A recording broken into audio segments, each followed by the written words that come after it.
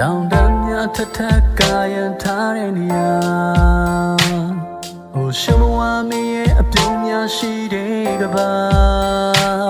ຫນွေဥပန်းပွင့်မတောင်များမောင်ကိုကြည့်ပြတဲ့အခါရုံပါမင်းရှိတဲ့ရဲ့တော့လိုက်ခဲ့ဖို့တော့တင်ရှိမှာ